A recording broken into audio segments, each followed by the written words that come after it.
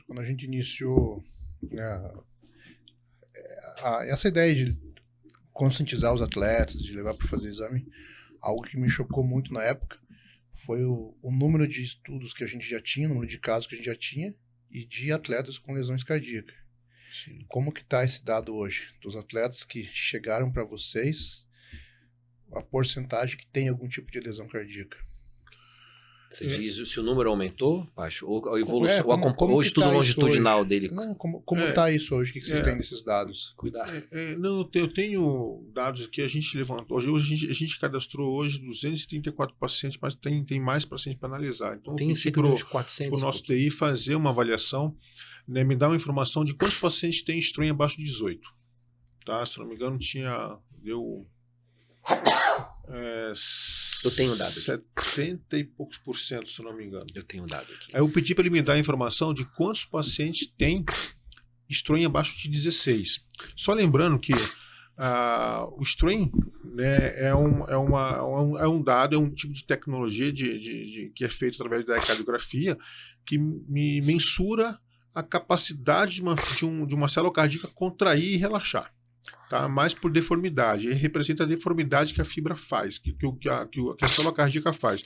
E quando você tem uma deformidade, né, boa, você tem um strain que a gente considera acima de 18. Quando você está abaixo disso, é porque você já tem algum grau, né, de dano nessa célula cardíaca.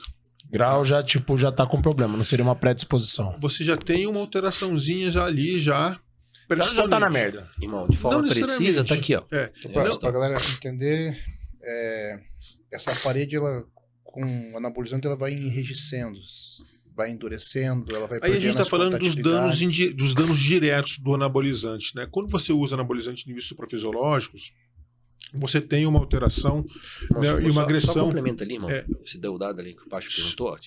Já vou falar, só vou complementar aqui com o que o Pacho perguntou. Você tem danos diretos que você agride a célula cardíaca.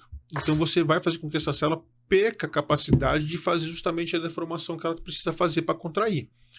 Ou alentecer o processo e até mesmo de você fazer com que a célula volte com mais dificuldade. Aí você está entrando ali com alterações de função sistólica do músculo cardíaco.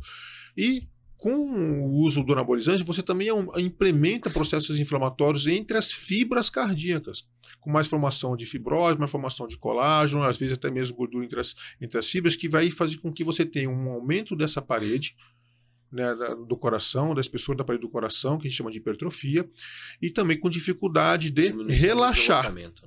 De relaxar. Aí você vai ter, nesse conjunto todo do paciente, perda de eficiência mecânica, você vai ter nesse paciente perda de desempenho, que essas são as ações diretas do anabolizante. Uhum. E quando a gente vai medicar um paciente, por exemplo, né, para fazer o tratamento, eu consigo até reduzir um pouco dos danos, até poder melhorar, às vezes, o strain do paciente, melhorar um pouquinho do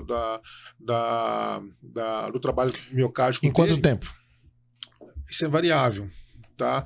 Só que a gente relata... Já vou te falar isso aí sobre cada um, rapidinho. Só para terminar meu pensamento.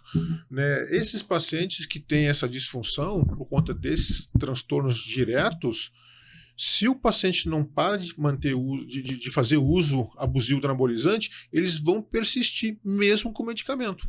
Então ele vai ter aquela falsa impressão inicialmente que ele melhorou do coração dele, porque eu estou dando todo um suporte de diminuir os danos secundários, controlar a pressão, reduzir a resistência arterial periférica para fazer com que o coração tenha uma melhor capacidade de mandar sangue para frente com mais facilidade. Então ele tem aquela sensação, pô, estou treinando bem, estou treinando melhor. Só que se eles sustentam níveis suprafisiológicos de anabolizante, a lesão se perpetua.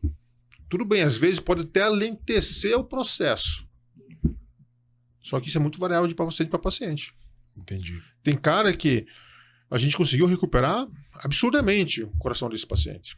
Mesmo usando anabolizante nível um pouco mais alto, só que a gente conseguiu botar a ideia para ele do que o menos é mais. Tem um que tá sentado na tua frente. Tem um que tá sentado na tua frente. O Pacho melhorou muito, né? Ele faz uso de anabolizante ainda, mas ele reduziu bastante. Você né? Perdão. Eu uso um pouquinho. Você é usuário? Mas assim, o que mais me chamou a atenção foi em 2016, quando foi a nossa primeira consulta. Sim. negócio tava feio. Puta Aí eu merda, comecei eu lembro do Pacho. o uso O Pacho fazendo um teste ergométrico. Comendo Meu caixão. Deus do céu. 154 quilos, Que jeito, filho? Não consegue nem andar? Vai na insuficiência privada? cardíaca, pressão lá em cima. Uhum. E eu queria fazer mais uma sequência de competição. Então eu tava num off e ia voltar a competir em 2017. E daí a ideia era, tipo, finalizar em 2018. Uhum. E nessa época eu continuei, doses altas. Eu fui aos extremos do negócio. E com a medicação eu tive uma melhora grande naquela Sim. época. Lógico, depois que eu parei, hoje, são doses baixíssimas de manter a texto. Então, daí teve mais uma melhora. Mas na época, eu já tive uma melhora interessante com a medicação e ainda em alta performance. E que melhora realmente para o paciente numa fase inicial, né? Mas se o paciente perpetua o uso, perpetua o dano. O que a gente não sabe ainda, porque a gente tem pouco tempo de acompanhamento, é que se essa melhora vai manter-se. Se a gente vai conseguir frear, provavelmente não, porque o dano direto vai estar continuando.